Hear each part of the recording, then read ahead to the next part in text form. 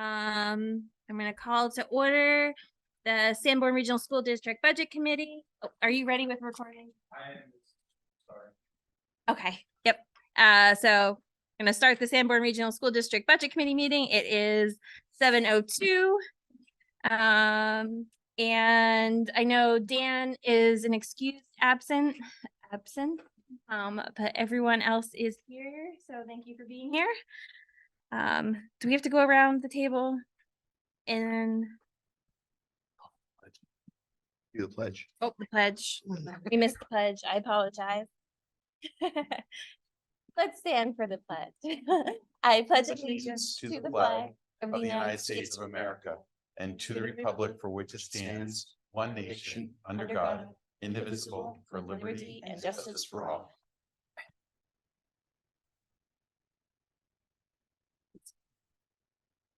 Right. We have a couple sets of meeting minutes that I sent out.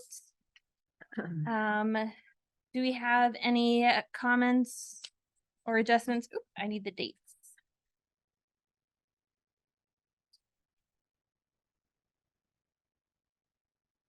November 1st. Yes. And October 12th. All right. Thank you, Eileen. I know we reviewed the ones from September previously. We had one minor modification, and then to the October 12th one. Any questions, comments? That's fine. We need a motion to approve I make a motion to approve. the October 12th minutes. Second. All in favor? Aye. All right. God, this thing was- November 1st meeting minutes. Any questions or comments?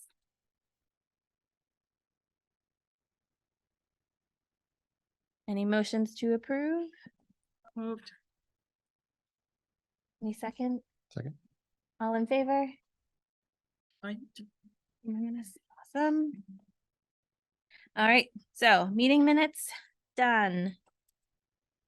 Proposed budget discussions. So, last meeting, we had the combined school board budget committee meeting where we met with the admin. Due to lots of factors, people being sick, we had to cancel a meeting, but we did submit our questions to Matt, and he has provided those answers. I wanted to I put on the agenda for us if anybody has any comments on the answers, just to put it out there. Could I just offer one thing? Yep. Matt did the document, but the entire administrative team created the answers, just for Perfect. transparency Oh. for the community. Matt does a fantastic job, but I don't want to, all the principals, the curriculum director, myself, we sat in a room for a full day and answered almost 200 questions. So we want you to know that those questions came from a team and we carefully reviewed the answers, and we really tried to be as helpful as possible to support you in this process. As the chair, thank you. No, you're welcome. Provide the Thank you, Matt. recognition and- Facilitated and helped us. Yeah. Did a lot of hard work. I don't want to be little that, but I want to make sure that the whole team is acknowledged for that. Yes. Particularly the principals. Being out of the building for a whole day is really, really, Yeah. they worked hard. I will just say, my one question was around capital expenses, and I just wanted to go on record. This will be the second year that we're budgeting $0. And the 5-year average is $419,739. So I know that there's a plan, and we have, the answer was that we're going to use our capital and facility revolving funds. But if we hit that average, we're pretty much wiping out those accounts as far as what it looks like. You can correct me. But I think that's just something that the people should know and they should be aware of, is that we're not budgeting for it, and we're not going to have much of anything left if we continue with our 5-year average. So I think it's in alignment with what the school board is planning and projecting. But I did want to just make a statement regarding that. Can we agree. And we agree on 3 things, wholeheartedly, that number one, the average has been roughly what you said, although I don't have the actual calculation. I would need Matt to run that. But I'd say that my instinct, an estimate would be close. I'm sure you ran the numbers. I would also say that we did just sign a lease with the Seacoast Classical Academy last night, which generates another $70,000 a year of revenue for the next 3 years, minus an initial expense of roughly $36,000 for paving. So that lease combined with the rental income from the other half of the middle school is almost $200,000 a year, combined with any other rental income that we receive, which would be like if we rent out the auditorium to another team, which we just renovated the auditorium. So we're hoping to generate more revenue for that. That is slowly starting to happen. It's not a lot of money, but it's something. There are two things that are not in the budget that are super important that need to be addressed. And the reason why they aren't in there right now is that we have money in the capital reserve account and we plan to do some year-end spending for things that are necessary, such as fixing the roof at Memorial. So we have a plan. We just want to be clear with everyone. We don't like that plan either, but the teacher's contract has to pass. And if the budget's too high, that contract's not going to pass. And the hardest thing for me as a superintendent is I can't tell you anything about the details of Fremont or that contract right now. I want to so badly. It's just a legal issue. We're in negotiations. We have an agreement, but it hasn't been ratified yet. And so I can't discuss it in any way, but I can assure you with absolute certainty that there's a plan. And when you see it, agree or disagree, it will be incredibly clear. I had one other comment. Sure. I know that the school board had a discussion around the guidance counselors yesterday, and I appreciate everyone working and looking into that. The magic wand question was mine.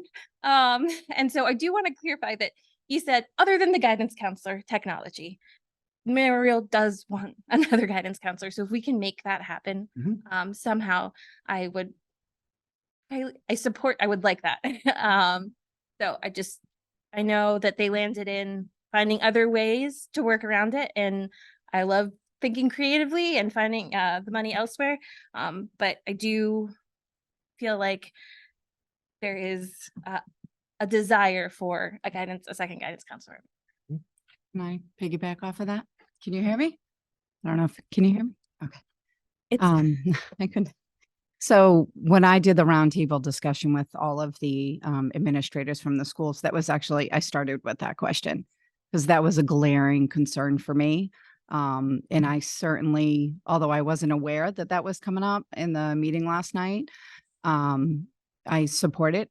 I really do. I did hear concerns from administrators regarding the more we talked about it and I asked very pointed questions. I don't know that it wasn't the initial response is that it wasn't a concern, but as I asked more pointed questions, I did sense concerns from them. So I do think that that's something that we do need to consider how we fund it. I'm not really sure, but it's certainly something that I think is important.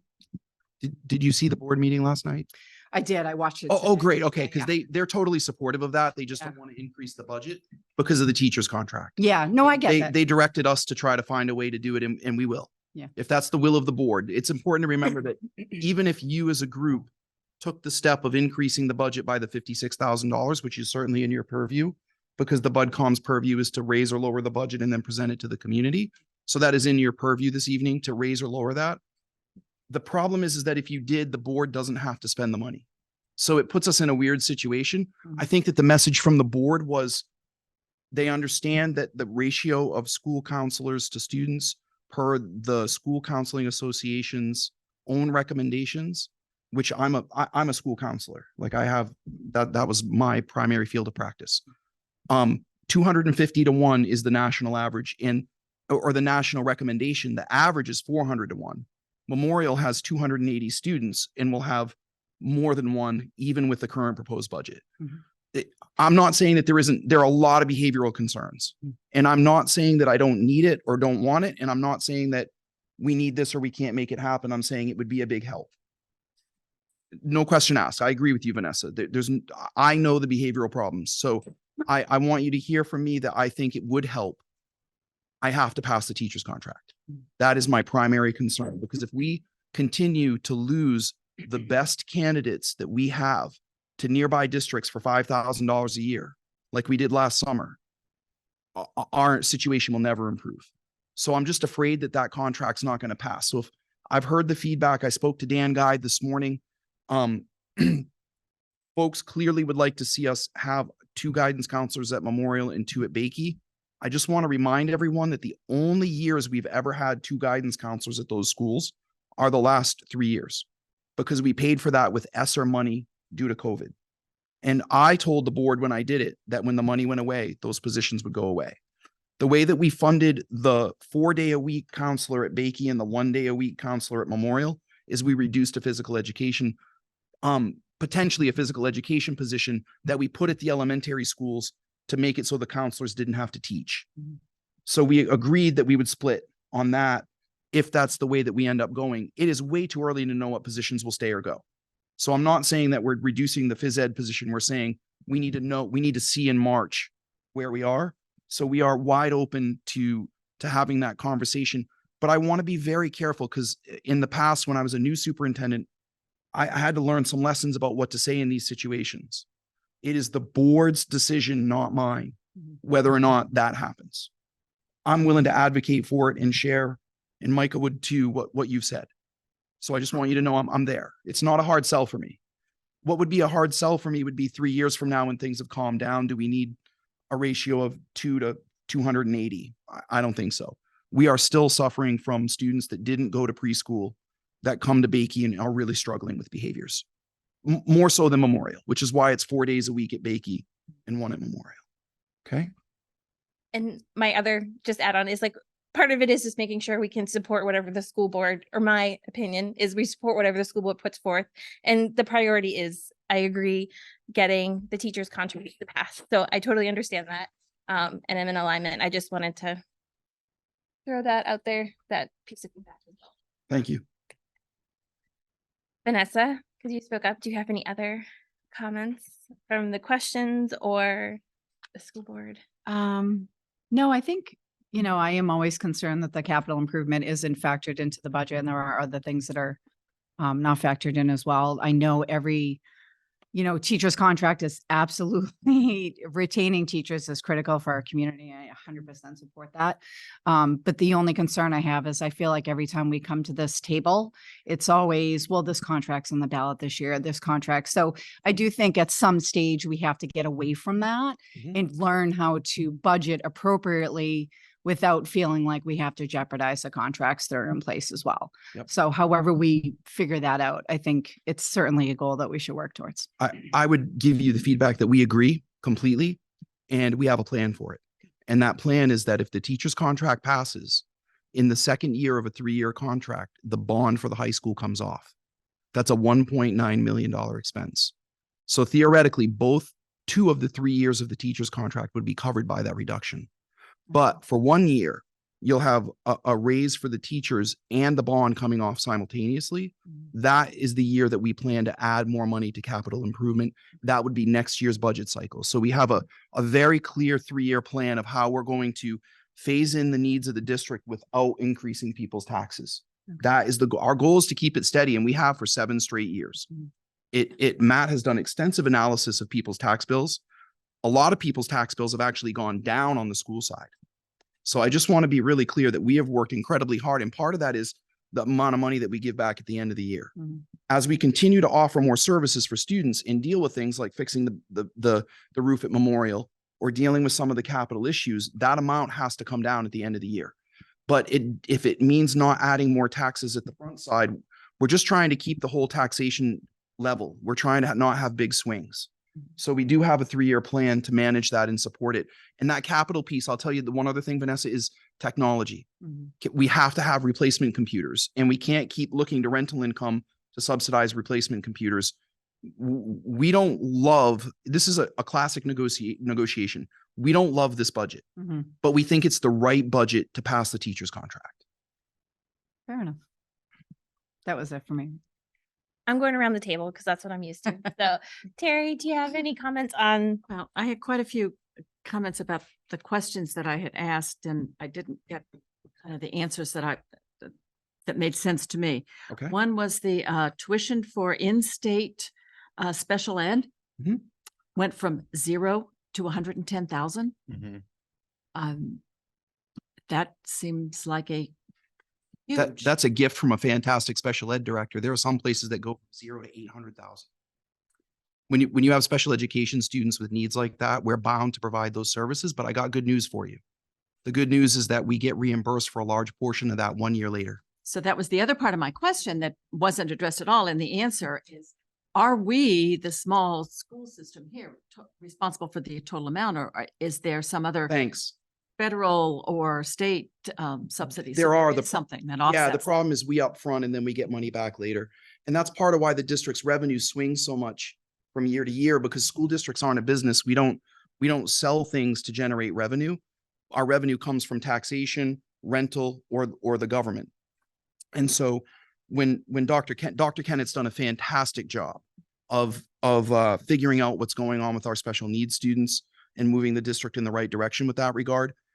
What has happened though is that as he's worked on this, we have some serious behavior concerns. And when those kids are placed out of district, we have to pay the costs in year one, but then we get reimbursed in year two. Mhm. So there's a lag, Dr. Beckett, and I understand why that's confusing, because you get your revenue a year later to help offset it.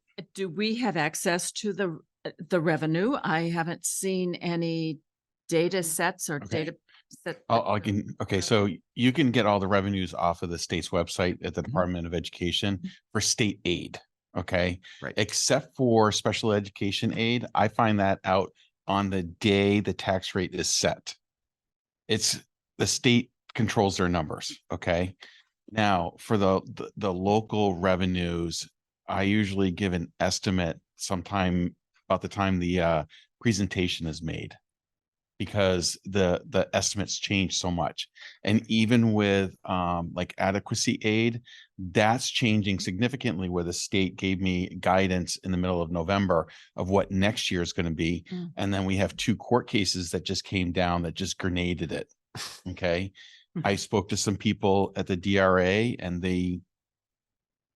everyone's expecting changes, but I don't think they even foresee changes for next year. Dr. Beckett, you're asking a great question. Well, And the answer is school budgets are not based on revenues. They're based on what we need to run the district. And then the revenues offset what they offset, and then the rest has to come out of taxation. so I guess that really tends to answer my big question Sure. is, why is so much stuff free, especially athletics? And so all the questions that I had put in here about athletics, the answers were, there's no line item in the current budget. I'm not sure what that meant. Did I get the wrong number on my question? I'm not sure. I'm not sure I understand. It sounds like Well, it's I two had questions. pulled out what I thought was I was working with the Oh, it post was budget. Perhaps I was working with last year's out budget. I think it was out of sync like this. Okay, it was, and there was an enormous budget for athletics, About um, 500,000. and it's all free. The children, the parents have nothing going in, so Yeah. I wouldn't have seen that anyway, even if they did, because we're not seeing the revenue half of this. We're only Right. seeing Well, the expense half of it. Right. The purpose of this committee and this group is to develop a budget that is what is required to run the schools. The revenues part is very, very variable. But to answer your question, the philosophy here in New Hampshire is that students participate in athletics as a part of their education. And this state and where I've been in Maine do not, I mean, that's a philosophical question that the school board would have the purview to make the decision about. But currently we do not charge. It's part of the educational program. And that's in every school system in New No, I didn't Hampshire? say that. I said the vast majority. Oh, okay. I don't know about, 'Cause I don't think want to put looked it up anything into a black and white box, because It looked like. I don't know. I've never run the numbers of the state of New Hampshire, exactly every district. But I can assure you that the vast majority do not charge for athletics. So when I searched it anecdotally, now granted, I'm not Yeah. dealing with the real data. It said about 1/3 of the schools are free, 2/3 charge something. Alright. Now, I'm a firm proponent of Yeah. athletics absolutely. But I really feel that the family and the students should have some skin in the game. that there should be something there to offset that. Feel free to forward that data to me. I'd never heard. Oh, that it was- the districts Yeah. Okay. choose All that, right, but I'd let like me to see dig it. and find out, because Well, like I said, it was anecdotal, so. I was looking something up about this as well, and it may not be so black and white as, you know, in 2/3 of the districts, all sports are, you know, it could be that some of the more expensive hockey or football, where there's more expensive equipment, there is some kind of supplemental thing that families do, For skiing. or skiing, right? But I would, you know, I don't know that I would go so far. We'd have to look it up and really, Well, dig into yeah, it, I you know? didn't dig into it. It was just. sort yeah, of but more- it's, Yeah.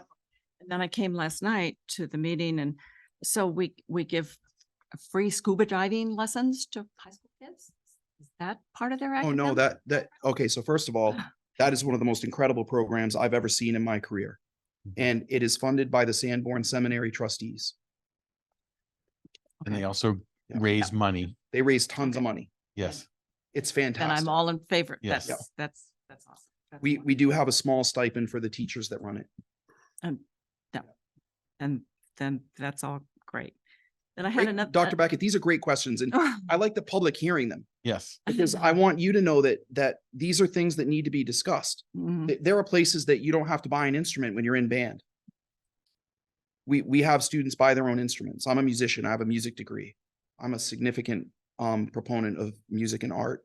Now, I didn't realize that the students here bought I thought, Matt, when we did the tour, It's a mix. It's a mix. It's oh, okay, okay. There are some That's instruments that are owned by the district, Okay. but many students, like my sons, had to purchase the trombone to start off, or the other instruments. It's a balance. It's like the hockey boosters here spend an incredible amount of time and money to raise money for I ice knew the time. hockey was Yep. being supported. The hockey is supported by both. It's a mix.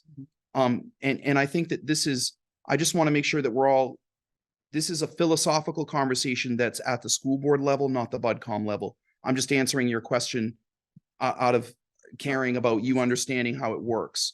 What I would recommend is if you have questions about this, you could forward them to me and then I could share them with the board. But ultimately, even if you raised or lowered the budget by the whole $500,000, it wouldn't change athletics. That's up to the school board. Remember, the BudCom can only raise or lower the budget. The board decides how the money's spent. And- Yeah, enough. and honestly, Dr. Beckett, coming from Maine, which I think you came from Massachusetts, right? Massachusetts. Yeah, so I was used to more of a system that you may be used to in Massachusetts. It's taken me a while to get my brain wrapped around the processes for an SB2 community with the BudCom and the board. It's really fascinating how the two things interact. Now that I know you're from Massachusetts, I'll try to change my language to Mass. I I can do that. need to learn how it is here, Yeah, but yeah, that would be wicked, happy to help you. that would be wicked nice of you, Matt. Yeah, wicked good. I had asked another question about the curriculum director. I saw your presentation about, and your number one core belief here is that we need to support improvement in student learning. Yes, Absolutely. Yeah. I'm not getting that nice fuzzy feeling when I'm looking at this. which part are you looking at? I don't know Well, what you're at the referring to. particular question was about a curriculum director. You have one curriculum director from K through 12? Well, there's an assistant principal at the high school that does curriculum work as well. It's a split position. And underneath our curriculum director, we have one teacher that supports math at K5, and we have another person that's a district-wide support for the ELA implementation. But they're not at an administrative level, the same level of pay or anything like that. It's definitely, they work under the curriculum director, but we have one person that's primarily in charge of the curriculum K-12. I want to make a distinction though about New Hampshire and Massachusetts. You'll find that the brain power is at the school level, where in Massachusetts, it's at the state level. So it's a different dichotomy when you compare the two school districts together. That could be a discussion for another time, but Yeah. yes, I'm very much aware of what, but and I just saw there was a 14% increase in the line item for the curriculum director. And I thought, oh, well, this one person must be doing really well. But then the answer was, Well, it yes, might be we're- the people under her too. There's a we're only secretary, required to there's. have one, but the answer that I got for this, you're only required to have one. But there was a combination of several employees. So I think what you just said sort of helped explain that. Yes, So several people have taken on additional Yeah, we're roles. implementing it. We bought a new math program, Yes, I 3 saw years that. ago, and there have been some issues with the implementation of that we're working on. And we just purchased a significant English language arts program for K-5. That is a massive undertaking because it's a dramatic shift to getting real-time data to inform instruction from waiting. Before we had to wait. The new program's giving us information. We just had a meeting about it today. It's fantastic. So far, I'm thrilled, but it's early, right? I know that it takes 3 years to really see what a curriculum does. So we have a great team doing great things, but these are great questions about how that's funded. There's a group of people under there, but the director, there's only one director. Okay, But then there are other, even the principals work technically under that director because she guides them okay. as well. Felt that makes more sense, a better explanation of my question that I Great. had seen. And coming back again with your improvement of student learning, I saw a line item for enrichment for teachers, teacher enrichment, Mhm. 0. Mhm. Again, I'm a firm proponent in that the way to increase student learning is to back the teacher. Oh, we're giving them tremendous professional development. I'd have to look up that. Perhaps I was I- looking at the wrong. That might have been an No, old no, line. it's a- That's It's a terminology difference. Okay, Yeah. Okay, it's not what you think it is. It's more STEM. right. STEM, science, technology, Like the- yeah. engineering. and Yeah, math. yeah. You can thank the state's chart of accounts for it. So first of all, Dr. Beckett, whenever we use an acronym, I always spell it out, not because well, you I know don't- what STEM is. Yes, public. yeah. but the Oh, I'm public sorry. doesn't always know, and we get feedback that they like to know what the acronyms are.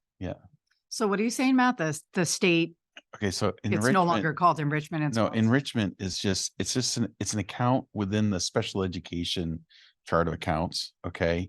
And it's really for science, Technology, technology. engineering and math. Yeah. Yeah, exactly, STEM. All right, and we just call it enrichment. And whatever reason it's in. But that doesn't special- mean that there isn't STEM happening in the district. You have to understand that there are some accounts in the chart of accounts that we aren't using. Yes. There are other things happening in other areas of the system. So for example, you may not see a specific social studies account for elementary ed. Well, that's part of CKLA, the New English Language Arts Program. Okay. So we don't need to fund a specific social studies. There's a lot of, I'm happy to have you come to the office sometime and just hang out. We can talk about these things or have lunch, and this is fine. I just want to make sure that I could spend literally That- 3 hours yeah. talking to you about this, and I'm happy Okay. to, but just maybe not I want tonight. to, I want to see professional development. We have over 100, Perhaps it's in 120,000. there, Yeah. Yes, And I wasn't looking at. we are providing significant professional development. It's the Yes. most, when you hear my dissertation in February or March, my dissertation is about that specific need. And teachers needing time to talk and share about the work they're doing. And they need the support and the backup and all of that stuff. Huge. All of Yes. that. Huge. Yes. And one other question that I had about, I had asked if our taxpayer dollars are funding the preschool. And it was It's a mix. it's a mix. It is. Yes. Okay, if we're funding preschool for some. So the preschool program is 50% on a perfect day. It's 50% special needs students and 50% typical students so that they can be socialized and learn the skills that they need to come to school. The parents that are sending the typical kids pay some. Yeah. they Special pay- education pays some, which we get reimbursed for. And so it's a combination of all these different things, and there's some local money as well. The benefit is significant. I honestly wish I could make it full day for every kid. It works. But unfortunately, here we don't have that. And that's something that I'd like to see change someday, but now's not the time. And I guess part of my confusion there again is that I'm not seeing the revenue side. Right. Because Mhm. it seems like what parents are paying $18 a day is certainly not going to fund this preschool. So No, there and- must and- be more revenue coming in from the special ed. There's revenue coming in from the special ed, but I want to be clear, the purview of the BudCom is not about the revenue. Yeah. It's about Right. setting a budget. Mhm. School districts don't run a program based on revenue. We run it based on what we need, and then we offset that with the revenue. And then the difference is what goes into taxation, and truly, we work really hard to keep that as tight as possible. And certainly if you'd like to see what the problem with the revenues, Dr. Beckett, is that they're fluid. We don't know what they're going Well, to be. sure, you When, don't know when, how when many Matt children. presents it to this community and he says, this is what your estimated tax impact is, it's so estimated, it makes my skin crawl to even say it. Yeah. Because it really is like, it could, if we have $1 million left at the end of the year, it could drop it by half. And I'm not It is representing really, that $1 million. we can't represent that $1 million because we don't know yet. It's only November. And the thing that's really tricky about New Hampshire, unlike Maine, is that we're budgeting in the fall. In Maine, we budget March to June. Mm. So we know way more clearly what our year-end numbers are. The way it's done in New Hampshire is it's done in the fall, and we're Voted in making plan. March. We start this in August for the following, for 13 months later. It's almost impossible to know what the revenues will be then. If Fremont has one class that's less than the current class by 10 kids, you lose hundreds of thousands of dollars. Hmm. You can't build an educational program by that. Conversely, if they have more, we can't spend that money above the appropriation. We can only spend what the community votes on and appropriates. Sorry, am I going into too much detail? This is a really fun conversation. No, I love this it's- stuff. So we do put, Matt put some estimates for the revenue in on January 4th. We have our planning for the public hearing, and we Yep. have a whole slide on revenue where it like says, here's where we think the money's gonna come from. So there is a slide, and you can look at last year's too, just Mhm. what the Mhm. estimates Mhm. were. Yeah. But that is definitely a conversation we have when we talk about how we're gonna propose it. So like, these are things that are going to come up. But I'm learning to be really clear just how estimated those really are. The best thing for you, if you're curious about revenues, is to look at the last 3 years average. The problem with special ed is the new director is really good. And he is raising funds Mhm. by reorganizing the special ed program, billing for Medicaid, getting compensation back from out of district placements. I mean, he's really, whatever the 3-year average is, if you look at special ed, I wouldn't count on that. We have no idea with what he's doing. We're hoping it's going to be far better than what it has been. Yeah. I also want to say too, is when I'm trying to do my revenue estimates to the school board, I'm presenting 3 different numbers. You know, like one if Fremont's here, one if Fremont's Ah. not here. You know, I mean, Okay. everything is just so wild. Yeah. It makes. I it asked Matt expensive. about revenues yesterday and about trying to estimate tax rates, and his head was spinning and mine was too at the end of it because, there's a lot of, there's so much indeterminacy and ambiguity that by the time you have to actually make decisions, you still won't know. You're always looking into the past and trying to guess about the future, it seems. Yes, that's correct. Well, I thank you for being a little more clear on the questions that I had asked where I was still confused. Yep. And anytime that you'd like to come over and just talk to us and learn or ask questions, we are always happy to help. Yeah. Yeah. That's what we're here for. Okay, those were my main questions. Those are my questions about my questions. So Thank you. Glad we helped you. Yep. How are you doing, Micah? Good. I had my questions answered. So we can I pass it actually on. did not have any additional questions. All right. I had 3 comments. So I reviewed all of the responses and they were very detailed. Thank you for those. Most seem reasonable. I also do support using end of year balances for needed facilities improvements and some of our reserve funds. I know that, and I want to thank Mr. Angel for the guided tours through the oh, buildings. It helps, doesn't it? those were Oh, very, yeah. Yeah. very It's, like, very informative. Yes, frightening, thank you. too, some of the needs. Second, I noticed the increased figure for summer salaries district of $101,103, an increase of 36.13% from current year's amount. And the justification given was that we are expanding summer services for students not making adequate progress, as well as inviting tier 3 students. So my only comment there would be, we should be wary of generating disincentives potentially by creating a summer program, because if this change is expected to produce improved outcomes, that's fine, but we don't want to escalate the numbers of users, if you know what I Right. mean. Yeah, I agree. Because it's kind of a catch-up option and people are going to see that and they're rational. So that would be my only concern. And my third comment, it's kind of spicy. but I'll wake you up. So I did discuss this. Is that your way of telling us to brace ourselves? Well, you don't need coffee. ABC. So I did mention this to a board member who blew their top when I told them about it, but I mentioned the dues for the American Library Association of $155 and in the budget. And so I just wanted the committee and board they might be interested to learn that the American Library Association's president, Emily Drabinsky, publicly stated at a conference recently that, quote, public education needs to be a site of socialist organizing, and I think libraries do too.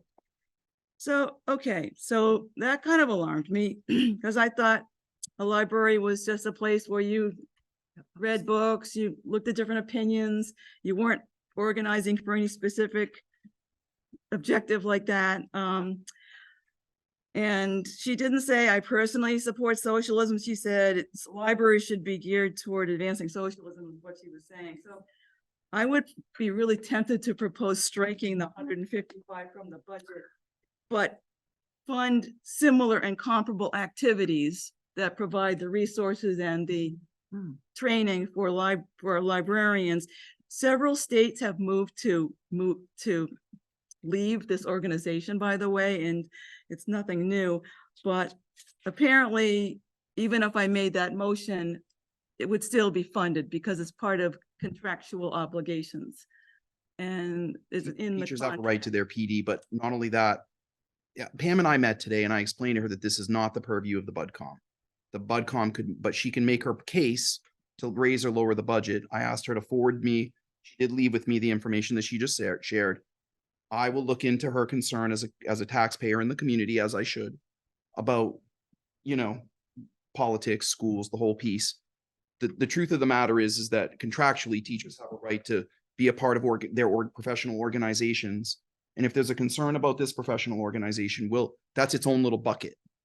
Sure. If y'all cut $150, that isn't going to change the budget and it's not going to change.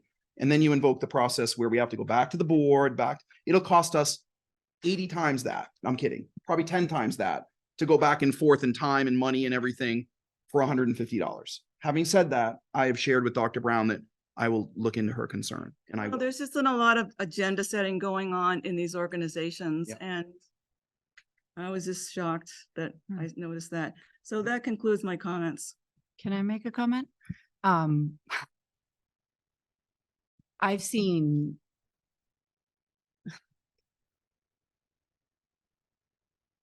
trying to think of how to word this. I think we have to be cautious in not wanting to fund something based on somebody's statements. I've seen some questionable statements by members of this board. But I think everybody has a right to make statements and I don't know. I can't form my words think- very well, so I guess I'll just stop, but I think ultimately the school board decides and they decide how they spend it. I think it's a really good point to bring up and for them to look into. But I think in the end, the school board's going to determine how we spend the money. Sure. And so I think for $150, I mean, I'm not sure. I leave it up to us to discuss further. I think that's next up. But I think thank you for sharing your comments. You're welcome. How you doing, Ken? Good. My comments, not to do with a specific budget line item. I have a lot of respect for the work you've done and the work that Matt does. But I see again this year, we have declining enrollment and increasing budgets. And that bothers me because we've seen years and years and years of declining enrollment and increasing budgets. Now, I know we have utilities and all this other stuff that costs money. But it keeps going down and the other keeps going up. So that doesn't make sense to me. Can I ask you a question? Hmm. Were you aware that we reduced 9.5 positions in the budget because of declining enrollments? Yeah, but The original default budget was over 1.5 million.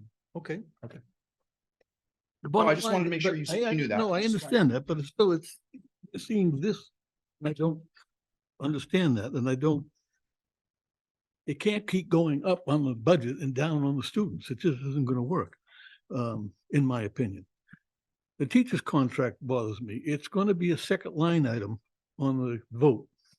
So we vote for the teacher's contract with a 1.45% increase or whatever it happens to be. Then we list the teacher's contract at whatever that happens to be. So the budget's not going to increase by 1.45%. It's going to increase for the total of the two. Yes, it is. But we don't it's not specifically spelled out to the taxpayer that when you vote this contract, which I think we need, it increases the budget. So we're not looking at 1.45% or something, we're looking at 3 or 4%. And again, the budget's going up, the enrollment's going down. We increase the separate fund accounts every year. Mhm. So then during the year, we go to the school committee, says, okay, we're gonna go to that fund budget and we're gonna take 150,000 or 200, whatever we need for these things. And then the next year, we increase the budget again. It's a separate line item, right? No, actually, that's a misstatement, but I'd like you to finish and then I'll help you. with Okay, your questions. well, the way I see it, if instead of funding this stuff in the budget, we're putting it into these fund accounts. And then the next year, we take it back out. And then the next year, we put it back in. So put it in the budget and don't increase the fund account. Yeah, That's a rainy day thing, not something to be used every year. well, first of all, in my leadership in 7 years, I don't believe I've ever actually drawn down one of the fund accounts. Okay. One of the, Well, only one of the capital reserve expendable trusts. the one for utilities, Yeah, the utility, special ed, right. So the unexpended education. we have one of the funds that we do draw down. Mhm. And I want to be just clear so that people understand in the public. The one we do draw down is the one that is funded by rental income. It is not funded by, Not part of the budget to begin. you got it, you got it. That one we've drawn down tons. We've used it for computers. We've used it to do different things within the district with facilities. That we're going to draw it down this year a lot. And that's what we were talking about at the beginning of the meeting. We have an account that is designed to protect us should we have an increase in enrollments, particularly at the elementary level, because like the little kids might have 100 kids in first grade, you get an extra 20. I had my first year as a principal, I had an extra full class enroll in July, and we didn't have any money. So I'm very, very careful to make sure there's enough for 2 positions in a reserve account. We have never drawn that down. Okay. There's a special education reserve account. I've never accessed it. There's a, usually I give back $1 million a year. Mhm. And that means that no funds have been touched from those accounts. Okay. The one that you're confusing is the one that is drawn down, which is filled by the rental Okay. from the buildings. We do spend that because that saves us from adding it to the budget. Yeah, Okay, so, so right idea, just not quite the right accounts. yeah, so the We ones do that are, fund them though. We Yeah, we- have articles that we put out to fund them. We have increased them. Yes. Now, to be clear, we have increased them, and that's the part I wanted to go to next, because I didn't want to muddy the water. And the reason why we've increased them is because as the budget gets tighter and we start to budget closer to the cost of what it takes to run the organization, you have to have at least a 3 to 4% cushion to run a $40 million business. You have to, especially when you're not based on revenues. If our revenues go up, we can't spend anymore. Hmm. It just offsets your taxation. I can't go fix the roof at Memorial when I get an extra $200,000 from some unforeseen rental income, and that has actually happened. This money that we get from the SCA just goes in that capital fund. I Mhm. can't just spend that right away. I have to figure out there's a process for all of this. What we have done is increased the emergency accounts so that, for example, if we have a student that moves into this district that has high special needs and is an out of district placement, we could eat through the entire special education account that is designed for emergencies in one student. Mhm. It is not, when that account was created, you could do 2 or 3 kids for 230,000. Now 200,000 for an out of district placement of residential is typical, which is why I was saying to you when you said the 100,000, I'm like, I know it seems like a lot of money, but he's doing a great job, right? It's just hard to see when you don't know the revenues and what the backstory is with the student's needs. And so I just want to make sure that you know, Ken, that we have been incredibly careful, but we have been increasing them. Mhm. And the reason why is that the cost, I'm running the budget tighter, and the likelihood that we might need to dip in goes up as you run the budget tighter. So I really appreciate your comments because they're great questions that a lot of folks in the public have, and there's a finesse to that that's hard to get Mhm. unless you talk about it. There- It's good to talk about it in a public meeting on video, Because y'all can just rewind it and I don't have to do it again. So There's also an angle on the declining enrollments versus, the declining enrollments versus the budget going up. It's like the buildings don't shrink, right? The same number of teachers, you still need the same number of teachers. If you subtract 10 kids, 20 kids, 30 kids, there is a point at which you have to contract if you lose enough kids.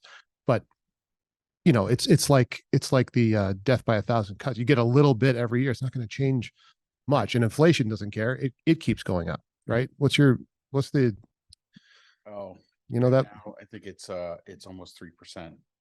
Yeah. It's down from 7. when it was 7, In principle, what you're it only saying went makes, up 3.5%. Mhm. So in over- principle, that makes complete sense though. Like why is the budget going up when enrollments are going it down? does It's just that it doesn't help us. You know what I mean? Like a lot of positions. there's things that we can't lose that still cost the same money. To be completely transparent so that the voters understand this, and Vanessa asked for this. When I started here, 1650 was about the number of students. Was that, am I about right on 1670, 1650? I think, yeah. Yeah, let's just say 1650 for the ease of math. Yeah, I can't remember. We're down to 1350 for next year. I've cut over 30 positions. Okay. Okay, so just to be factual, over 30 positions have been reduced, And a school. and a school, Forget that. Right. right? I tried to estimate as best I could. I had to dig through all this stuff. I'm No, sorry. I honestly, I don't remember. I can't. Yeah, I sent you everything I had quickly. It's It really was hard. weeks ago. Well, and you got to go back 7 years and Yeah. figure out we reduced this and added that and did this, and it's really hard. But I'm saying that there have been my first year here, 7 or 8 positions. We're reducing 9 this year, and one other year we reduced 7 or 8 positions. So I know we're at least at almost 30, but that makes sense because we lost 300 students. Yeah. That's proportional. It's about right on. But there's a lot of misinformation out there. Mm. And that's why it's so good to have this conversation transparently, because everyone needs to understand that we're trying to be super careful with your money. But we also have kids that need support, and kids are way more complicated than they were 5 years ago. I wanted to clarify one thing too, Ken, about the Warren articles. So just so everybody's clear, right? The teacher contract and the budget will go it'll be clear to the voters that both will increase, what the impact will be. Absolutely. But it doesn't say it in one line. It In other can. words, You know, It- when I'm reading, I know what Yeah. what the voting is Yeah. all about. Yeah. But when you see 2 different lines, it doesn't compute to most people that we're talking not a 1.25% or whatever it happens to be. It's a 3.25%. Right. Now, we're talking 3.25% of 40 million. If you look at a person on fixed income, social security, they went up 3% on 800. Sure. Yeah, but There's going to be, Percent of 800 versus That's- 3% of 40 million is a hell of a big number. there are going to be 2 opportunities for you to see the full picture. Okay. The first one is when you build the slides. Mhm. Okay. And the second one is when you sign the MS-27, which reports all the expenditures and all the estimated revenues of the Mhm. school district. But But I- does the voter in the box see that? The voter in the box sees the amount that the budget increases by law, not Yeah. because we don't like this. We agree with you that it would be easier to put it all in one line and say, this is what we need to run the place. But we aren't allowed to do that by law. The community has to vote on the budget appropriation, and the community has to vote on the teacher's contract appropriation. They are separate lines, and what you just said is exactly what happens. Right. Yeah. So I You're think, 100% correct, but it's not because we don't want them to see it that way. And there's, We can't do that. but And I I- think somehow we've got to make it clearer to people when they vote. Absolutely. Yep. Yep. We Yep. agree, Ken. And We not- agree. Not only that, we need to be very careful to make sure that people understand that in an incredibly inflationary time over a 2-year period of more than 10%, we will be coming in over a 2-year period less than other organizations by 50%. Other schools are going up by 8 and 9%. yes. We brought in 1.8, and I can assure you that the teacher's contract is going to come in a manner that will make this a very solid situation for everyone. And I'll tell you all about it once I can. Okay. I promise. Now, I also want to say that there are 2 things. The first one is we need, as a group, to try to get everyone, as many people to come out to the deliberative as possible. The second one is we have to post that MS-27 at all the polling places and other places. Mhm. So, and that's required by law. All right. Okay. So Again, we I try just to get wanna the make word sure out they know there, what they voted. Yeah. but they have to participate. And we will get it out there, but the problem for us is just to be fair, and I don't know why this is, and I would love help with it. I present a $39 million budget and 2 people are here. 2 of you. Yeah. I can't help you. Yeah. I will do anything I can to help this community. I can't help it when people don't engage. And I don't want to hear that they're watching it on Facebook because they're not. I asked Gordon the other night how many people were Views. watching. So can I just make a comment? I think I understand what you're trying to get at, and it may not be clear, but I mean, that's how all voting is structured, right? So I think there's an expectation of understanding that when you're voting on multiple things, that those are going to stack. And I'd like to think that people understand that the budget and the contracts are different and they have to be separated, because if one doesn't pass, it's not going to impact that top figure and vice versa, right? So most folks that have voted understand. You go to your town votes, you have different warrant articles on there. You understand that this warrant article is going to cost you this. This is going to cost you this. This is going to cost you this. You could sit there all day and say, if I vote yes, sit there with your calculator if you need to, you know what I mean? This is Yeah. my impact. So there's just a level of understanding that should be there for these folks in the booth. Yeah. I do think that it's the change though. That's the hard part. You can find out. For me, I'm again, year 2 here. I was like, okay, like doing the ad to add up to say, okay, this is how much we're paying, but it's like, I don't know how much I was paying before without going and doing a bunch of research. So Right. I don't know if this is like even possible, but Micah, you're on the school board. Mhm. Can you give feedback to the policy committee or whoever, communications, something like if there's Public something relations? public relations? I happen to be on Yeah. that committee as well. Yes. Subcommittee. Lucky Um, you. If we could have some help with, I you was know, just- a strategy. I was just going to say that this is the time, Perfect. especially when we've got the teacher contract and how important this all is. This is the time for us to come together and really help communicate these ideas so that it's very clear to everybody, right? We're going to knock their socks off with a presentation, make it very obvious if they watch, if they come. So is that our only avenue? Oh, no. We have all kinds of, we can do a mailer. We a mail mailer, everyone the we can information right make use of social media. We can make use of Yep. Tom's emails. Yep. We can really push all on all the buttons. And I like it when you or Dawn make the video, not me. I'll make the video. We'll make the video. All right. I like that But I better. think, so does that go out to the entire community though? So I know that I'm on Tom's email list. Like, The answer how is no. does We only- the, you We know, only email the people that sign up. We can't make them receive them, but we do mail a flyer with all the information that you just shared clearly spelled out on the flyer. There are It's other very well done. marketing / PR avenues that we could take to get the word out to people who typically don't get communications Okay. just by, primarily social media. One thing but the other piece too is for the folks that don't, Ellie's great at giving me feedback. You know, Ellie Alessio, right? She's not shy about it.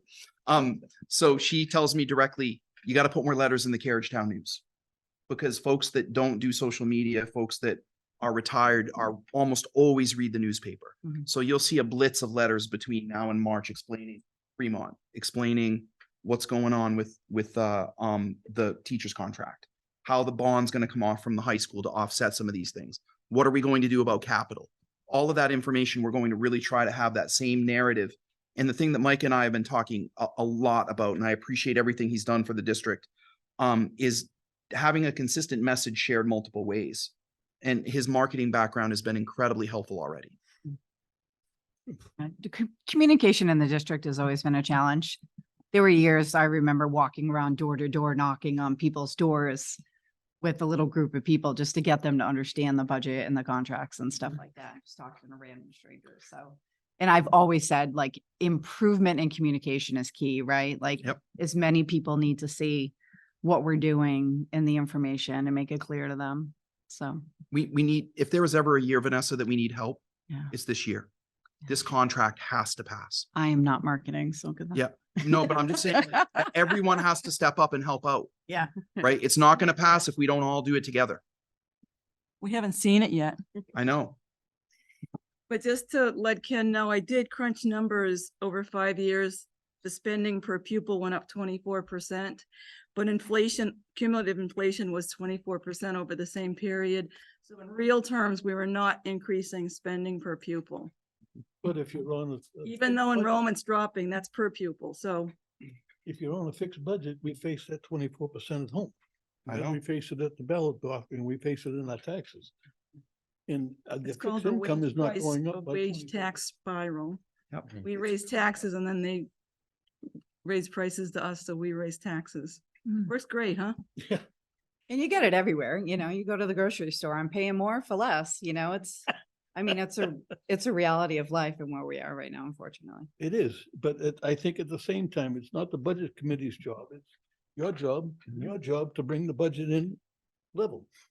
Or Because we well, can't- yeah, We can't add to it all the time, and we got a decreasing enrollment, and I really don't care if it's the enrollment goes down over the last 10 years and the budget goes up. Now, granted, one year it was one kid in this class, or one kid in that class, and one kid in that class, but over 10 years, Mhm. it still goes down enrollment and the price goes up. It has to even out. It has to stop. We gotta say. well, then theoretically, if I followed your logic to the end, Ken, and I don't mean this to be disrespectful, but I want to be clear, you'd end up with one teacher and 1,300 kids. You can't do that. It's going to go up. Well, it's also, you also think about You know too, what I'm saying though? Does that make sense? look at It's not an even, the reorganization, right? Take that as an example. When that happened though, I didn't notice my taxes going down, but they would have gone up tremendously had that not happened. So that we're feeling that's the thing that we don't necessarily see is that a lot of the decisions are made to mitigate skyrocketing taxes versus Yeah. keeping them relatively stable. and that's what Pam just said, that Pam Right. just illustrated that mathematically, that the 24% level is almost impossible to achieve. Yeah. We can't, the team, and I give credit to everyone involved, has worked ridiculously hard to avoid this being literally millions of dollars worse. Mhm. It could be it would have Oh, been, yeah. if we hadn't moved the middle school, it would be way worse. If We'd you be had looking at 45 million right now. some health insurance for other organizations went up 25%. Just this year, 1 year. Ours went up 5, 10, well, 10, 10, but the effective but the effective. for us is 5. So Yeah. Ken, you're asking great questions and I'm not pushing back at you. I'm just No, making no, sure no. everyone understands how As I said, complicated this I give is. a lot of respect to all the work you've done. I appreciate it very much, sir. But we can't keep going that way. It's not gonna happen. We can't do it. I don't know what to do. I Yeah. don't either. I Yeah. have an idea. I'm wide open. I mean, change the way that government in America works. Really, people ask It is me. really, yeah. It is. I'm not being, I mean, I'm the glad, I state like to be level, fun, yeah. and dry, and my wife always says if people don't laugh, tell them you're kidding because they think you're weird. And that's good advice. But I want you to know that really it is the special education issues and the constraints on schools just in that area alone are a big part of why you're paying more. The other issue is health insurance. Mhm. Neither of those have anything to do with our student enrollments. Mhm. If I lost 50 kids at the high school right now today, Mhm. the special ed budget wouldn't change. It'd probably go up. Mhm. It's true. The cost for special ed and health insurance, we're spending $6 million a year on health insurance. 6 million. And with the new curriculum, we're focusing more of our attention onto core curriculum. Okay. And so that's freeing up budget area to absorb a lot of these other increases. It's just, we have to think out of the box to try to keep it down as much as we can. We recognize that it's been a problem, okay?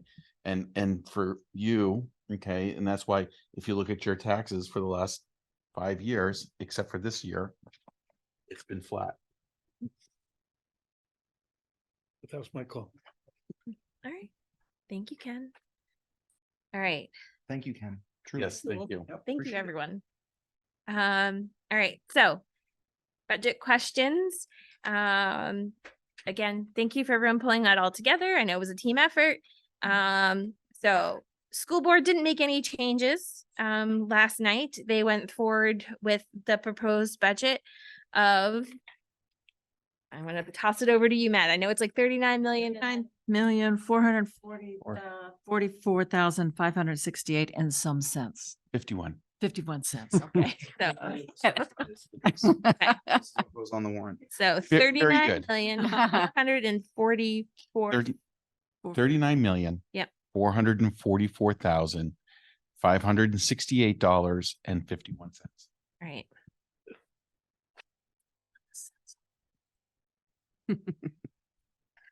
Um, And by the way, that's 1.84% increase over this year's operating budget. What was the What did we percentage? increase last year? Jinx. Wow. I think it was 3.73. It's half of what it was last year. So that the proposed budget is almost identical to the default budget. Yes. Because we reduced positions, and when you reduce them in New Hampshire in the operating budget, they get reduced in the default. The original default amount was 1.5 million with those Okay. positions. Okay. And there is So also, that's important, Dr. Beckett, that you understand that there's a relationship Mm, that changed. So the original default amount, the original proposal amount with the administrators, teachers, pie in the sky was 2.3 million. And we got it down to 700 and so 700 and some odd thousand. I'm Yeah. not gonna- okay. yeah, I do have a good point that you reminded me. So when we build the default budget, it's based upon last year's Last year's program operating budget. or this year's operating budget. I think, yeah, Using this year's programs. Okay, the default budget is frozen in time. However, the operating budget includes a programmatic change.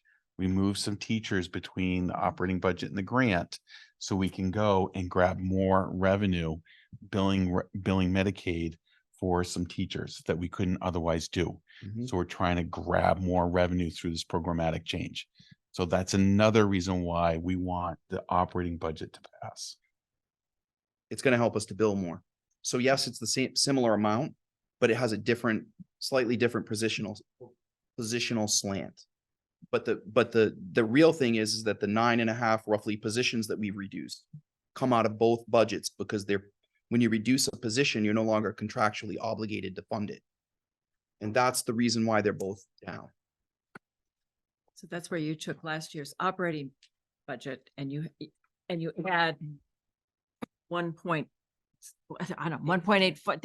because of contractual issues and Yes. Yes. that's where the reduced number of faculty comes in to play so that is lower. Right. If we Yes. hadn't reduced the faculty, it would be It would've been at higher. 1.6 or 7 million. What was the amount? I can't remember. Yeah, It was not, it would have made the passage of the contract impossible, but it was also the right thing to do for the students because we're down another 50 students. Mm. So when you go from 1650 to 1350, you're getting into over a 7-year period. You're getting, not in 1 year, 1650, 7 years ago. Year to year, it's 1400 to 1350. I want to be very careful about how I say this. But we're down another 50 students. The weird thing with this one was most of them fell at the high school. So Mm. it's unusual that they're condensed in a 4-year period. We have a very small 8th grade class, and we had a large senior class graduate. So it created a 50 student difference in one building. And that's why Jen sharpened her pencil and tightened up the high school. And just for the record, the enrollments stay pretty steady for about 7 or 8 years. We tracked it all the way back Oh. to make sure that we weren't kind of cutting off our nose to spite our face, because if I have to come back to you in 3 years and add 5 more teachers, that isn't going to help either. So we think that we've got a pretty good handle on it unless the enrollment shift in an unanticipated awkward way. And for that, we have reserve accounts. So there's a relationship there for that.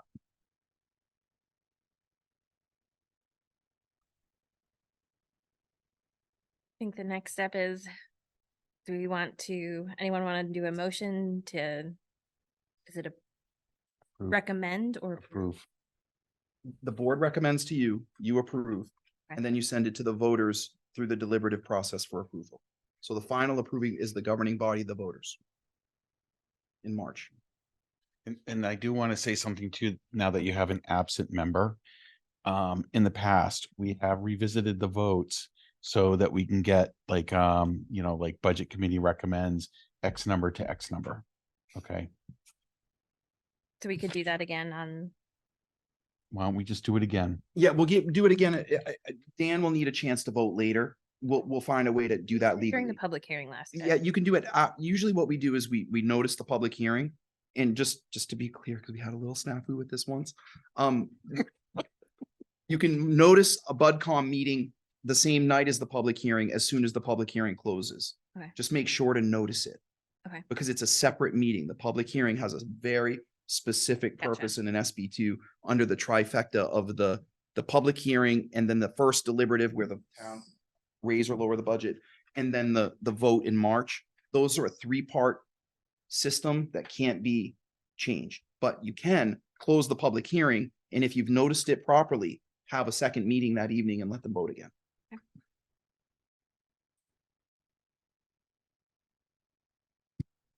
Any motions on the budget? Or do I need to read it? Anyone can make the motion to approve the budget amount. Let me read it. So this is a final vote of the committee on this budget? It would be, we have the opportunity after the public hearing. Right, so you have two opportunities to adjust the budget after tonight.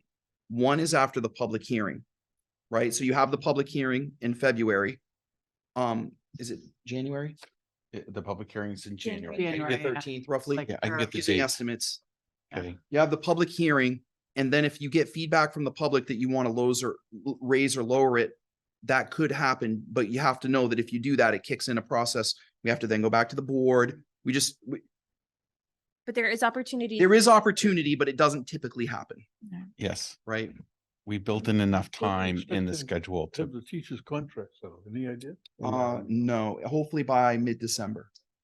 Yeah, you can make a motion to amend it Can we hold off this vote until we hear? tonight.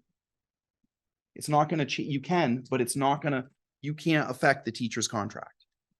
So you can't, it doesn't change Mhm. the budget amount. What was your question, Ken? I'm sorry. I wanted to know if we could hold off the vote tonight until we know the cost of the teacher's contract. And hopefully by then we'll know what's happening with. We know that Fremont is gonna be a 4 or 5 month negotiation. So They that just won't voted be- tonight that they are going to work to enter into an agreement with Sanborn and Pinkerton. And so there's going to be a lot of contractual negotiations that have to happen. We won't know the outcome of that for quite some time. Okay. So I was wondering if we could wait until we had a firm number on the teacher's contract, because that's going to affect the budget overall. You can, but you can't change the teacher's contract. I don't intend to. That's not Okay, my- okay, But I'm looking at the total number as opposed to right. pieces and one I don't know anything So, about. so let's say that the teacher's contract came in at some crazy number like 4 million. Are you thinking that you would try to lower the school budget to offset that? I think I would consider asking the school board to lower the budget to compensate for that, yeah. Right, that's not gonna happen.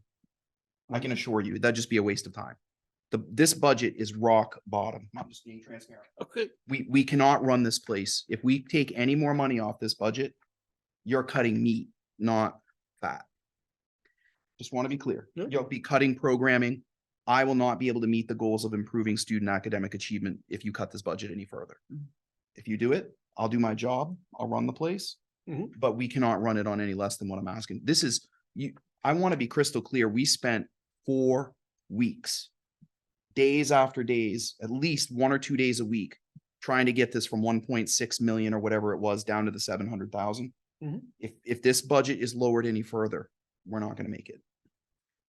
And I just want to say, I don't agree with where you're going, but you do have the option, Yes. right? And I So agree you with that. have the option to do that. That is within your ability. I wouldn't support it, but you do have the option. And so I'm just saying, you know what I mean? But so if it's something that you wanted to put a motion up to, suspend the voting until the teachers, when is the completion of the teachers contract, you know? It won't, it's gonna put you guys right up to the last minute because Yeah. the board doesn't vote until December 13th. Yeah. And the teachers, I don't know whether or not they'll ratify next week. There's too many gray. Yeah. It's very unusual that we have this at this point this early. We're doing great, but you'll be right up to the last minute. And my concern with that is we do need time to prepare the information to the public. So if after a public hearing, if that's something you got feedback on and wanted to make it, then, we could consider it at that point, but I just have concern like the wait and let's see You know what I mean? I think you have to make an educated decision based on the information that you have now. And if something changes in the future, you have the ability to make changes at a later date. Mhm. So that would be my recommendation.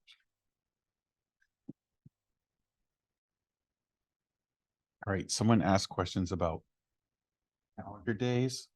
Okay, I just want to kind of give out some of them. So, some of the meetings that you're gonna have to hit, like January 4th, is a planning for public hearing. So that's gonna be, you guys have to finalize your presentation that night. Okay, and so backward plan from now until January 4th. January 9th is the public hearing. Okay. Then your last meeting that you have to show up for is January 18th. I need you there that night to sign the MS-24. I need it signed by this committee. Yep, that's a must. That's a must. So, And January 18th. so calendar wise, just so that everyone's aware, because the answer to Ken's question is yes. You could do that, right? I would agree with Vanessa. I don't recommend that you do that, and I'll tell you why. If you won't know what's going on with the teacher's contract until after December 3rd. We are not meeting over holiday break. We are not coming to work. We're not, after December 20th, we're gone.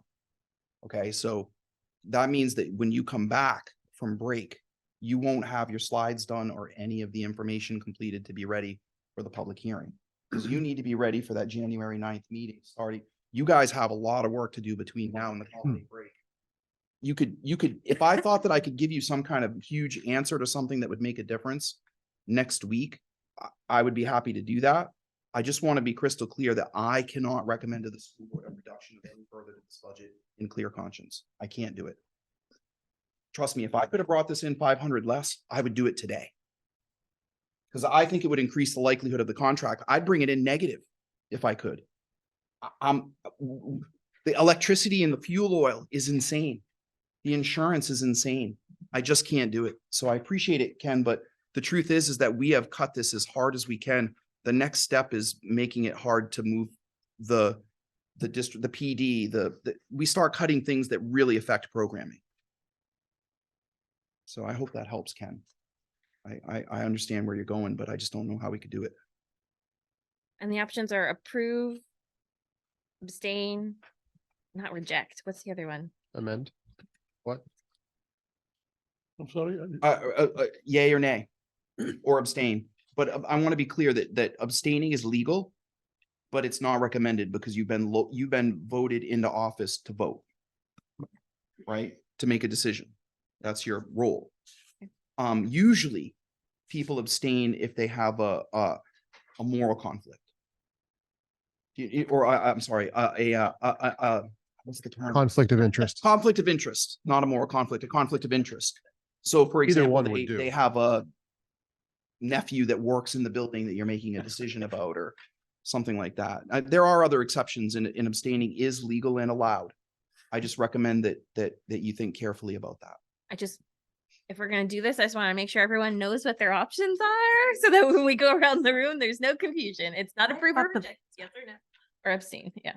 I definitely did not know that we were voting on this tonight. And with one member being absent, but I thought the voting was on December 12th, a Thursday night, December 12th. So, there was a optional meetings, but on the agenda was deliberate and approve as appropriate. So it's up to us. The meeting on, if we do another meeting in the middle of December, there could be more information or there might not be more information. We might just be meeting to just approve the budget. At this point, there's no more questions to be submitted.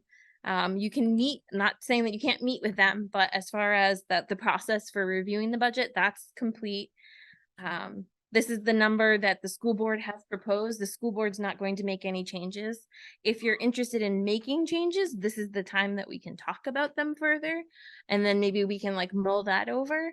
So for the budget. yeah. And so it would go through the whole cycle again. Except it's not the 12th, it's the 14th and the school board's last meeting before break is the 13th. The 13th. That's correct. Yeah. So if you know, if you voted to make an amendment, or if there was something drastic that you wanted to send back with representative of the school board, they could do that. You know what I mean? There could be further discussion, and then you could postpone the voting to that day.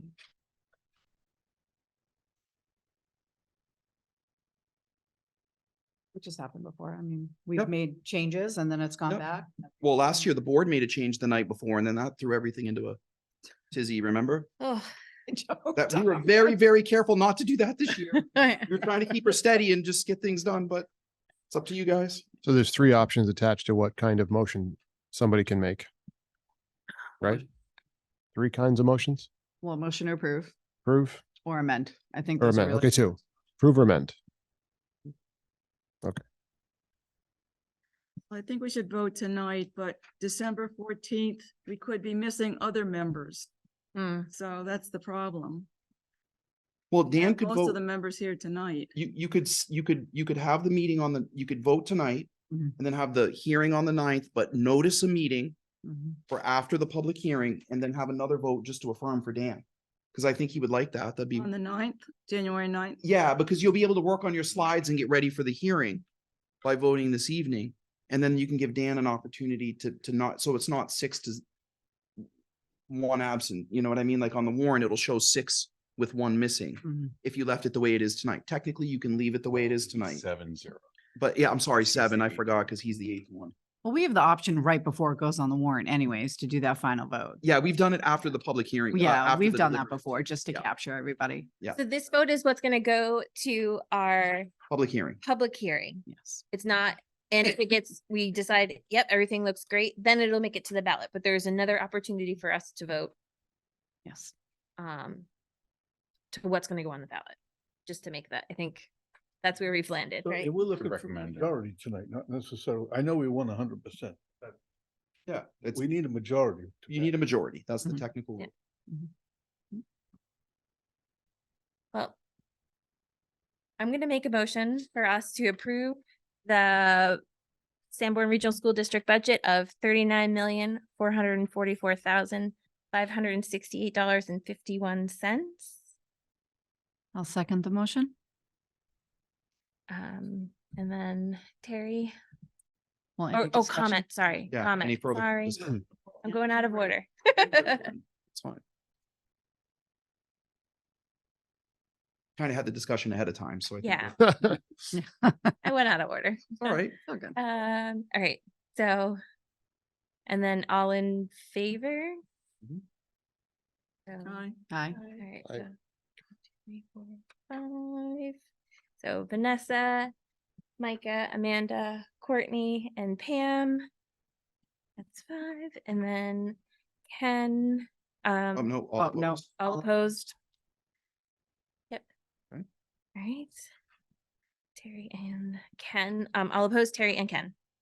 Now, having done vote, I'd like to comment. I do think that you've done a hell of a job. Thank you, Ken. It's not a vote against you people, it's a Yep. vote against the budget. Yep, yep, And it's fine. that- No, it's not against the work. That's my position. Been there, done that. I Thank you. know how. hard- No, I think you've made an excellent presentation. You've certainly answered the questions that I had. I was voted to get on this to control our taxes. I live in a community of 115 senior citizens, of which 80% of their taxes come to the schools. Mhm. They are demanding answers. They want answers. They want action. They want something different. They at least want someone who they feel is looking out for it. Do I think that you should go and cross off this line or that line or switch numbers around? No, I Okay. think you're doing the right things. I'm just not feeling in a position that I can say, yes, raise my taxes again. And I don't feel I can go back to my neighbors and say, the taxes are going up again. So I sincerely appreciate your transparency. What number would make you feel comfortable? with that? So I think if it understand. stayed the same, So 0. if it stayed to the operating budget as last year. A lot of this, I will say that a lot of my neighbors read your letter in the Carriage Town and Good. they appreciate it. So the more you can do that, Thank you. perhaps you'll get more, yes, senior citizens do read the newspapers. because, All right, good feedback. Um, Thank you. That was gonna be my next Uh, comment, is if there's any way, maybe Micah and you can figure out how to reach that population. Yep. There's no way that population is going to vote to have taxes increased. Our taxes have gone up astronomically, and most of us are on fixed incomes. So that's a very, very hard sell. And we get nothing from the school system. So therefore it's, however, I'm an educator. I spent my whole entire career working with teachers, going into classrooms and doing professional development with teachers Mhm. and teaching teachers. And so I know what you're up against. I just cannot in full conscious at this time say, yay, let's go for this big budget and increase our taxes again. I just don't understand how a 1.8% increase is a big budget in these inflationary times. I don't understand that, Dr. Beckett. I think can't. it's because it has gone up every year. Our taxes have gone up every year. Well, pick it up with your town. They don't have any revenue. Uh, Your town doesn't have any businesses. I know. Yeah. It's I not the don't- schools that are the problem.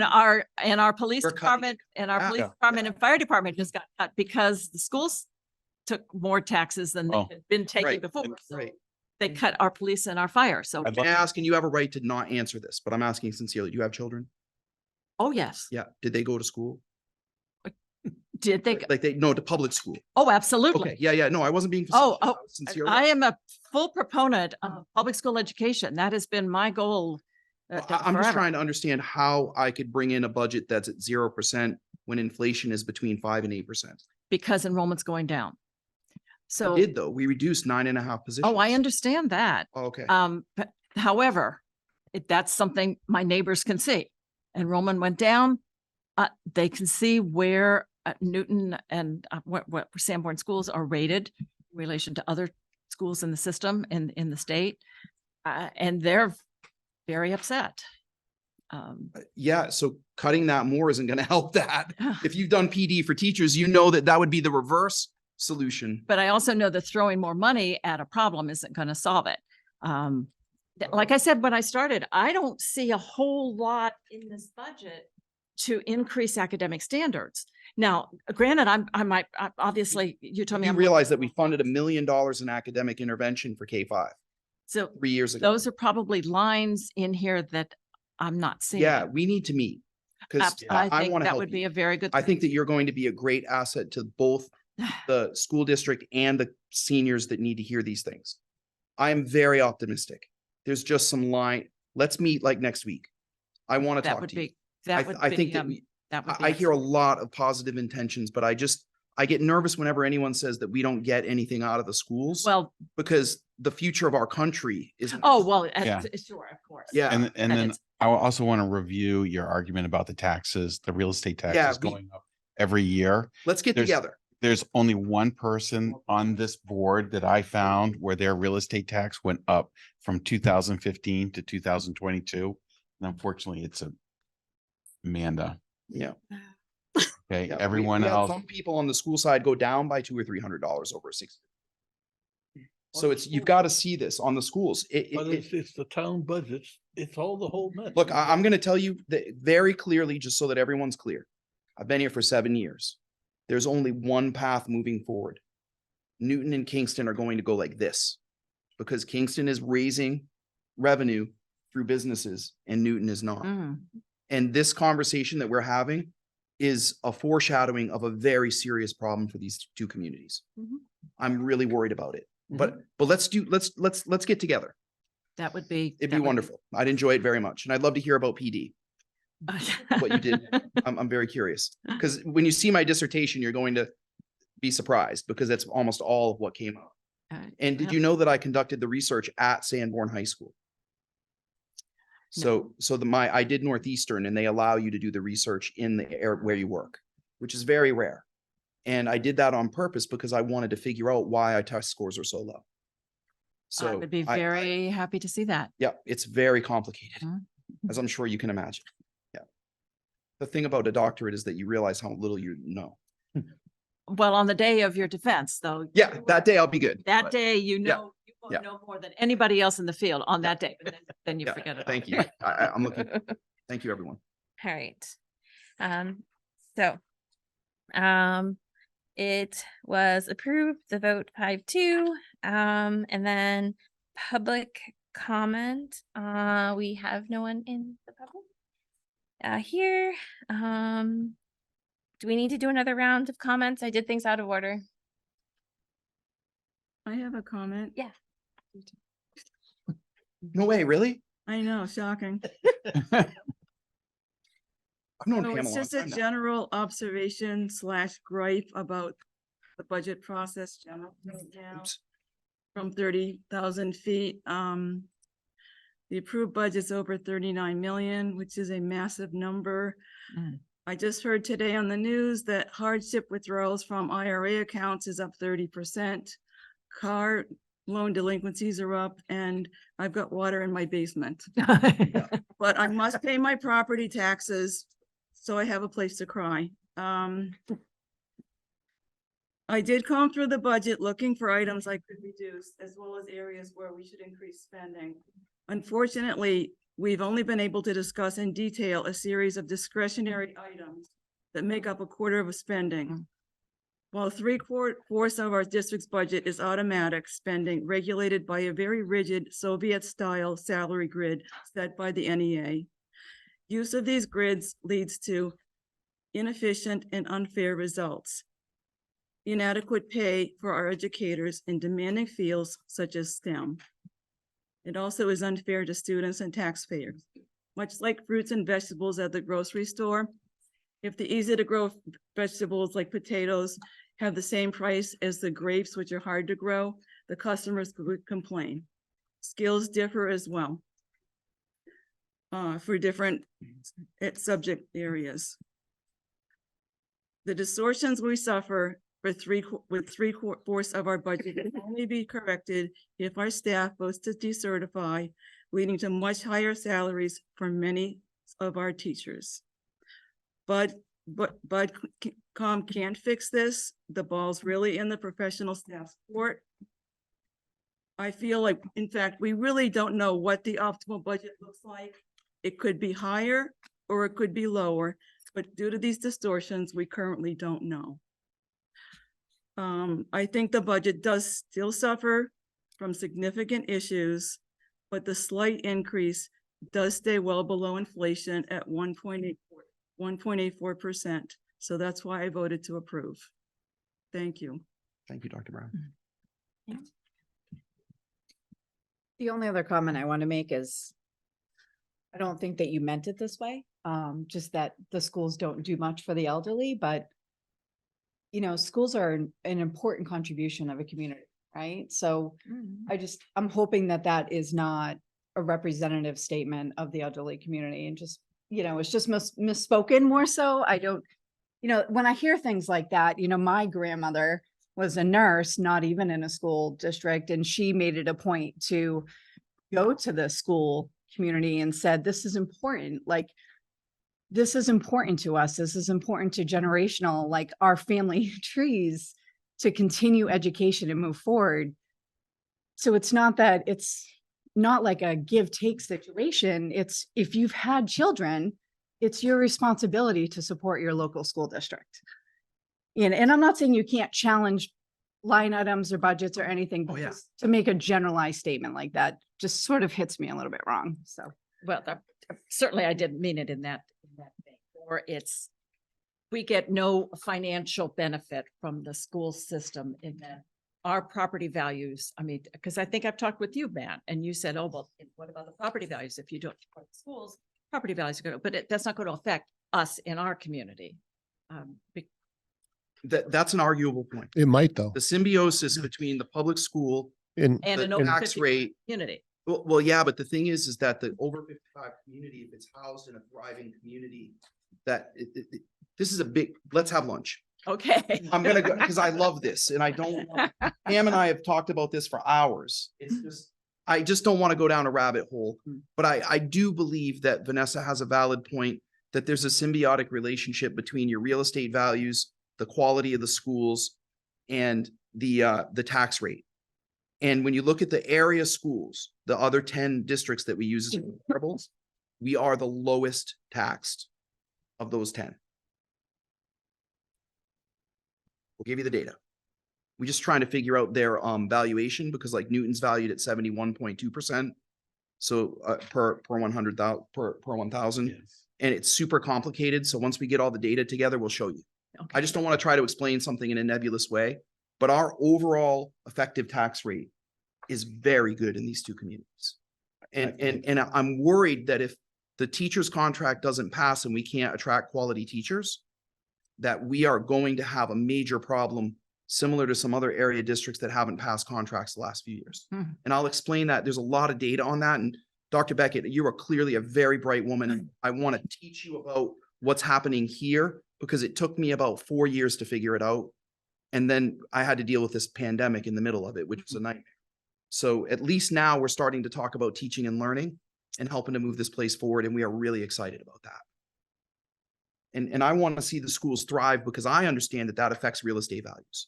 Maybe not as directly in a 55 community as you might think, but if the rest of the community around that 55 community is blossoming, it's going to help that to be a richer place. And truly get some businesses in Newton. It's a big problem. Mhm. But anyway, that's a separate item. Yeah. Yes, it is. All right. I'm gonna do one last roundtable. Vanessa, you good? I'm good. Harry, Yeah. You dare to Micah, ask? Yes. Amanda, Yeah. Pam, Ken? Yep. All right. Next up is planning for the public hearing. We need to have it finalized for January 4th. Remind me, last year we sort of did it offline. Do we need to have a meeting to talk about the planning? Up to you, All right, or it's up to the committee. yes. We're going to put together a presentation. We kind of have a standard format that's worked for the past few years. It's just plugging in all of the numbers. I know last year we had a couple ads about tax impact over 5 years. So there's some things that we can add. But we kind of did it over email. And then it looks like we have a meeting flagged for January 4th where we can finalize it. Are we okay with Dan and I draft it, you guys give feedback, and then we finalize on January 4th? Or do you guys want to have a meeting specifically? Does anyone have a I want preference? to stay out of this. I have absolutely no idea, because I was not part of this at all last year. Yeah. You can find the presentations. I'm gonna put a note to myself, the last year's presentation, so you Okay, can see. that would be And I helpful. think it's like kind of like the same Okay. information, but if I know we added some, what I thought was very helpful, tidbits in there to just help explain some of what's actually happening. So we have what I'm trying to say is there's a template, but there's opportunities to add and adjust Okay. as needed. I would be fine with just commenting online, I feel the same, just comment. Okay. And if I can always meet offline, like if people like Terry, if you're like, can we go over it together? Like I can meet with you. Okay. And that helps. We all work on it together to make sure we have the right numbers. Just use the template, Okay. but don't add extra stuff too much, because it's just the public's gonna get lost. Yep. Short how and many, sweet's better. how many slides was it last year? 2. No, I'm just kidding. That's one too many. I talk too much. So we're gonna take a look at it again. Yeah. We diluted. No, we diluted a lot of the slides last year. Yeah. It's okay. But I think Dan's the one that gets to present it. So I feel like his feedback is important. Ken, are you okay with offline review and finalize January 4th? Okay. All right. We have a plan. So expect some emails from Dan and I about the presentation, and then our next meeting will be January 4th. That sounds right? So we're not meeting. We don't- 14th. December 14th was optional if we didn't Okay. approve it today. Huh. Okay, and it is. Do I have to, 8:36. okay, You just Uh, adjourn. adjourn, all right, Ching. done. I adjourn the Sanborn Regional Budget Committee meeting at 8:35. Gentlest gavel.